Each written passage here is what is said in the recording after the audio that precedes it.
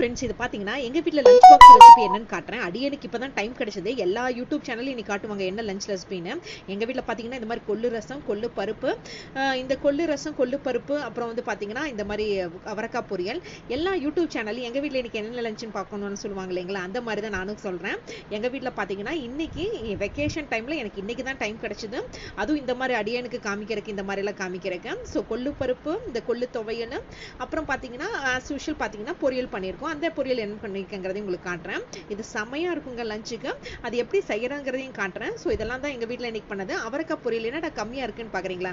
As usual பார்த்தீங்கன்னா lunch back பண்ணி அனுப்பிச்சிட்டேன். நான் இன்னைக்கு வீட்டில் இருக்கனால இதை உங்களுக்கு காமிக்கிறேன். அடியனுக்கு இப்பதான் திரும்ப டைம் கிடைச்சது, அதனால தான் உங்களுக்கு திரும்ப சொல்றேன். இப்போ பார்த்தீங்கன்னா கொள்ளு பருப்புக்கு ஃபர்ஸ்ட் வந்து பார்த்தீங்கன்னா கொள்ளை வந்து லைட்டாக வந்து எண்ணெயே இல்லாமல் ஃபர்ஸ்ட் வந்து குக்கர்லேயே வறுத்து எடுத்துக்கிறேன். எந்த குக்கரில் பாயில் பண்ணுறனோ அதே குக்கரில் வந்து நான் லைட்டாக வறுத்து எடுத்துக்கிறேன். ஸோ இது பச்சை வாசனை போகிற அளவுக்கு 2-3 நிமிஷம் வந்து நல்லா வறுத்து எடுத்துட்டு பாயில் பண்ணிங்கன்னா கொஞ்சம் டேஸ்ட் நல்லாவே இருக்கும், அடிஷ்னலாகவே நல்லாயிருக்கும் அப்படின்னு சொல்லுவேன். ஸோ அந்த மாதிரி நல்லா 2 நிமிஷம் 3 நிமிஷம் வந்து நல்லா நான் வந்து வறுத்து எடுத்துக்கிறேன். 2 to 3 minutes நல்லா வறுத்து எடுத்ததுக்கப்புறம் நான் பாயில் பண்ண போகிறேன். அதை பாயில் பண்ணுறதை எப்படிங்கிறதையும் நான் உங்களுக்கு காட்டுறேன். ஸோ அடுப்பில் வச்சு பக்கத்துலேயே நின்று இந்த 2-3 நிமிஷம் நல்லா வறுத்து எடுத்துக்கோங்க. வறுத்து எடுத்ததுக்கு அப்புறமா இப்போ நான் எவ்வளோ குவான்டிட்டி பருப்பு எடுத்தேன்னு சொல்கிறேன். இதில் பார்த்தீங்கன்னா 1/2 டம்ளர் பருப்பு எடுத்தேன். அந்த 1/2 டம்ளர் பருப்புக்கு பார்த்தீங்கன்னா கிட்டத்தட்ட 2 டம்ளர், அதே கிளாஸ் அளவுக்கு 2 டம்ளர் அளவு நான் தண்ணி ஊற்றுறேன். ஸோ தண்ணி ஊற்றிட்டு கொஞ்சமாக மஞ்சள்தூள் ஆட் பண்ணுறேன். சில பேர் கொள்ளு பருப்புக்கு மஞ்சள்தூள் போட மாட்டாங்க, பட் நான் மஞ்சள்தூள் போடுறேன். அது போக பார்த்தீங்கன்னா பாயில் ஆகிற சமயத்துலேயே வந்து பார்த்தீங்கன்னா 3 தக்காளி வேக வைக்கிறேன். ஆஸ் யூஷுவல் தக்காளி வேக வைக்கிறேன்னா ரசக்குன்னு தான் எனக்கு கெஸ் பண்ணியிருப்பீங்க. ஆமாங்க, 2 வந்து தக்காளிக்கு, 2 தக்காளி வந்து ரசத்துக்கு, 1 வந்து இந்த கொள்ளு பருப்புக்கு. ஸோ குக்கரை பாயில் பண்ணி நான் வந்து எப்படி வந்து பாயில் ஆனதுக்கப்புறம் எப்படி ஆகுறதையும் உங்களுக்கு சொல்கிறேன். ஸோ பார்த்தீங்கன்னா இந்த குக்கர் போட்டோடனே நீங்கள் லைட்டாக அந்த ப்ரெஷர் நல்லா வந்ததுக்கப்புறம் போடுங்க. இப்போ பார்த்தீங்கன்னா அந்த ப்ரெஷர் நல்லா வந்ததுக்கப்புறம் பார்த்தீங்கன்னா அடுப்பை சிம் பண்ணியிருப்பேன். அப்புறம் வெயிட் போட்டதுக்கப்புறம் தான் நான் வந்து அடுப்பை தூக்கி விட்டுருப்பேன். ஸோ இதுதான் கரெக்டான மெத்தடு. எனக்கு வந்து இந்த பாத்திர கடையில் இருக்கிறவர் தான் இந்த மாதிரி சொன்னார். அப்போ தான் உங்களுக்கு கேஸ்கெட் நல்லா வரும்னு சொன்னார். இது ஒரு சின்ன டிப்பாகவே எடுத்துக்கோங்களேன், நீங்களும் வேணால் ட்ரை பண்ணி பாருங்கள். இப்போ வந்து பார்த்தீங்கன்னா 6-7 விசில் விட்டதுக்கப்புறமா நான் உங்களுக்கு ஓப்பன் பண்ணி காட்டுறேன். இப்போ பார்த்தீங்கன்னா நல்லா பாயில் ஆகி வந்திருக்கு. ஸோ இந்த தண்ணியெல்லாம் நல்லா வடிச்சு எடுத்துட்டு நான் எப்படி பண்ணங்கிறது காட்டுறேன். இப்போ பாருங்களேன், கையில் நசுக்கி பார்த்தேன், நல்லா வந்திருக்கு. அதுதான் உங்களுக்கு அப்படியே வீடியோலையும் காட்டுறேன். இப்போ அது நல்லா வந்துருக்குங்க. அந்த தண்ணியெல்லாம் எடுத்து நான் ரசத்துக்கு வச்சுட்டு எப்படி பண்ணுறங்கிறது காட்டுறேன். ஃபர்ஸ்ட் ரசம் பண்ணிடலாம். கொள்ளு ரசம் எப்படி பண்ணுறதுன்னு பார்க்கலாம். இதுக்கு பார்த்தீங்கன்னா ஒரு 1/2 டேபிள் ஸ்பூன் அளவுக்கு எண்ணெய் விட்டுக்கிறேன். சில பேர் நெய் கூட ஊற்றுவாங்க. நான் வந்து பார்த்தீங்கன்னா எண்ணெய் தான் விட்டுருக்கேன்.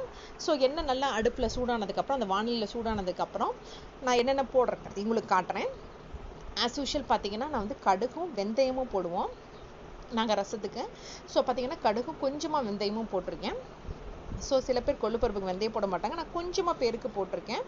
அப்புறம் பார்த்தீங்கன்னா இந்த பூண்டு 4 வந்து நல்லா இந்த இதில் மசிச்சு வச்சுருந்தேங்க, அதை வந்து போடுறேன். பூண்டு இல்லாமல் ரசமா? ஸோ கண்டிப்பாக கொள்ளு பருப்புக்கும் ரசத்துக்கும் பூண்டு கண்டிப்பாக தேவைங்க. ஸோ அதனால் நான் பூண்டை நல்லா மசிச்சு வச்சுருந்தேன், அதையும் ஃபஸ்ட்டு ஆட் பண்ணிக்கிறேன். ஸோ அதை போட்டு நல்லா வதக்குனதுக்கப்புறம் என்ன ஆட் பண்ணுறங்கிறதையும் உங்களுக்கு காட்டுறேன். ஸோ ஃபஸ்ட்டு கடுகு, அப்புறம் இந்த கொஞ்சமாக வெந்தயம், அப்புறம் பூண்டு, அப்புறம் பார்த்தீங்கன்னா பச்சை மிளகாய் நல்லா வதக்கி வச்சுருந்தேன், அதையும் உங்களுக்கு அப்படியே காட்டுறேன்.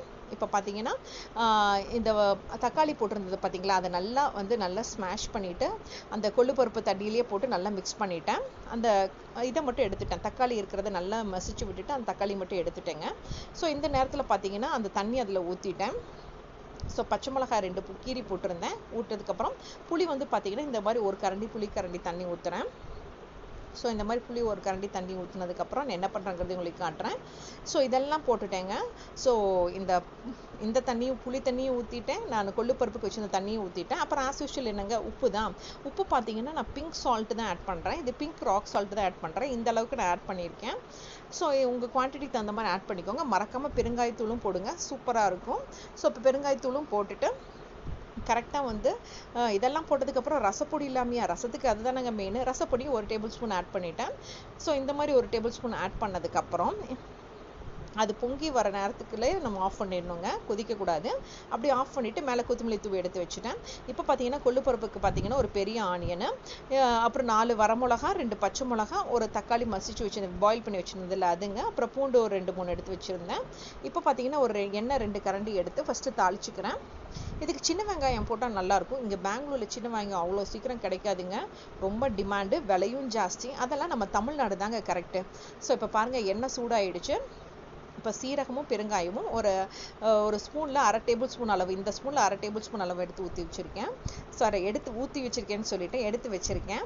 ஸோ இதெல்லாம் போட்டு நல்லா ஃப்ரை பண்ணதுக்கப்புறம் ஆஸ் யூஷுவல் நம்ம வணக்குவோம் இல்லைங்களா, வெங்காயம், தக்காளி, பச்சை மிளகா, வரமிளகா அதெல்லாம் போட்டு நல்லா வணக்கிக்கணும், நல்லா ஃப்ரை பண்ணிக்கணுங்க. ஸோ 1 by 1 போட்டுக்கிறேன். ஸோ வெங்காயமும் ஃபஸ்ட்டு பச்சை மிளகா, வரமிளகாயும் போட்டு நல்லா வதக்கிட்டு அப்புறம் ஆஸ் யூஷுவல் 1 by 1 ஆட் பண்ணுறேன். அதுக்கப்புறம் பார்த்தீங்கன்னா பூண்டு ஆட் பண்ணுறேன். அதுக்கப்புறம் பார்த்தீங்கன்னா தக்காளி ஆட் பண்ணுறேன். அதான் உங்களுக்கு அப்படியே காமிச்சிருக்கேன். பூண்டை நல்லா நான் சின்னதாக பொடி பண்ணி வச்சுருக்கேன். ஸோ வெங்காயம் போட்டதுக்கப்புறம் ஃபஸ்ட்டு பூண்டு போட்டுக்கிறேன். பூண்டு போட்டதுக்கப்புறமா நான் அப்புறம் நல்லா வதக்கி விட்டதுக்கப்புறமா தான் தக்காளி ஆட் பண்ணுறேன். ஏன்னா தக்காளியை நான் ஏற்கனவே பாயில் பண்ணி வச்சுருந்தேங்க. ஸோ அது அதுலேயே நல்லா மசிச்சிருச்சு. ஸோ அதனால் தக்காளிக்கு வேகிறதுக்கு ரொம்ப நேரம் டைம் ஆகாது. ஸோ இந்த தக்காளி அப்படியே போட்டிருக்கேன். ஸோ அது பருப்பு வேக வைக்கும் போதே போட்டோம் பார்த்தீங்களா, ஸோ அதனால் இதுக்கு ரொம்ப நேரம் ஆகாது, இதோட மிக்ஸ் ஆகிறதுக்கு சீக்கிரமாக இதாகிடும். ஸோ அதோடு சேர்த்து இதையும் போட்டு நல்லா மிக்ஸ் பண்ணிக்கிறேன். ஸோ இந்த நேரத்தில் பார்த்தீங்கன்னா சொல்ல மறந்துட்டேன், கருவேப்பிலையும் ஆட் பண்ணேன். ஸோ இந்த கையளவுக்கு கொஞ்சம் கருவேப்பிலையும் போட்டேன். அதையும் போட்டு நான் நல்லா வதக்கி விட்டுக்கிறேன். ஸோ அதையும் போட்டு நல்லா ஃப்ரை பண்ணிக்கிறேன். ஃப்ரை பண்ணதுக்கப்புறமா நான் என்ன ஆட் பண்ணுறேங்கிறதையும் உங்களுக்கு காட்டுறேன் பாருங்கள். ஸோ இப்போ இதெல்லாம் போட்டு நல்லா வதக்கி எடுத்ததுக்கப்புறமா நான் நெக்ஸ்ட்டு பார்த்தீங்கன்னா இந்த கொள்ளு பருப்பை வச்சுருந்தேன் பார்த்தீங்களா, அதையும் போட்டு இதோடய மிக்ஸ் பண்ணிக்கிறேன். ஸோ ஏற்கனவே பாயில் ஆனதை இந்த வெங்காயம் தக்காளியோடு சேர்த்து திரும்பவும் போட்டு ஒரு கொதி வர்ற அளவுக்கு நம்ம வச்சுக்கிறோம். பொதுவாக பார்த்திங்கன்னா இந்த எல்லாத்துக்கும் பாசி பயிறு இந்த இதுக்கெல்லாம் பார்த்திங்கன்னா இந்த மாதிரி தான் போடுவோம். கொஞ்சமாக தண்ணி ஊற்றி இதோட நல்லா மிக்ஸ் ஆகட்டும். நம்ம ஏற்கனவே வச்சு இந்த பாயிலோட இந்த வெங்காயம் தக்காளியோட சேர்ந்து இது 2 கொதி கொதிக்கட்டும் அப்படிங்கிறதுக்காக பண்ணுவோம் பார்த்தீங்களா, அதே ப்ராசஸ் தாங்க இதுலேயும் பண்ணியிருக்கேன். இதில் பார்த்திங்கன்னா கூட கொஞ்சம் தனியாகவும் ஆட் பண்ணியிருக்கேன். அப்புறம் பார்த்தீங்கன்னா அது ரசத்துக்கு கொத்தமல்லி பார்த்தீங்கன்னா இதுக்கு பார்த்தீங்கன்னா கருவேப்பிலை ஆட் பண்ணியிருக்கேன்.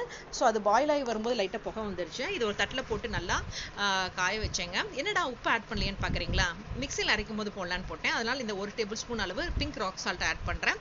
கூடவே பார்த்தீங்கன்னா உப்பு பேலன்ஸ் பண்ணுறதுக்கு கொஞ்சமாக சக்கரை ஆட் பண்ணியிருக்கேன், பிஞ்ச் ஆஃப் சுகர் ஆட் பண்ணியிருக்கேன். ஸோ இப்போ இதெல்லாம் போட்டு மிக்சியில் அரைக்கிறேன். மிக்சியில் அரைக்கிறதுக்கு முன்னே ஆஸ் யூஷுவல் கொஞ்சமாக தண்ணி ஊற்றி மிக்சியில் அரைக்க போகிறேங்க. ஸோ இதெல்லாம் அரைச்சதுக்கப்புறம் தான் இந்த மாதிரி வந்துச்சு. ட்ரை பண்ணி பாருங்க.